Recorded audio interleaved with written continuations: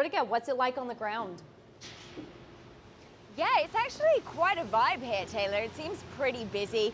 I've seen some coffee carts go by, a lot of employees coming in and out. I'm, of course, outside the New York headquarters. This has been open throughout the pandemic, but it's all of its offices across the U.S. that are going to be allowing employees to come back on a voluntary basis. We know this is hugely significant because this is just the start. They're going to be sending all of their workers back from July on a rotational basis.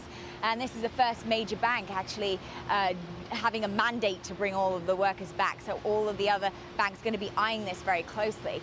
Yeah, I mean, I see that, activity behind you is definitely picking up. But the last few years, last few months, I should say, on that corner, it's been pretty quiet here. What about the businesses nearby? Obviously, you talk about the coffee shops and the other sort of shops around there generally depend on these bankers being in the offices and going there on lunch breaks or after work. What are you seeing there?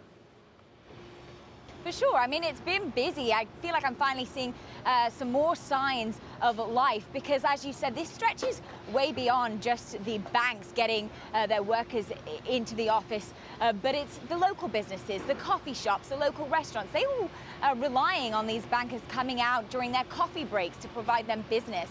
So this is really important for the local economy as well.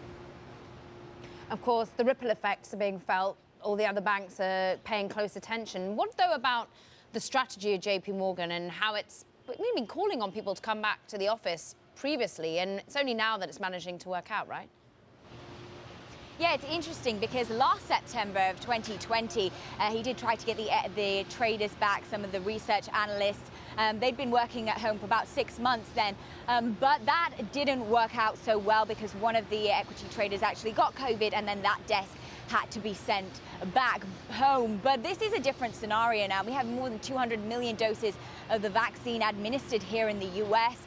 So JPMorgan as CEO obviously trying to get them back in, pushing quite aggressively now.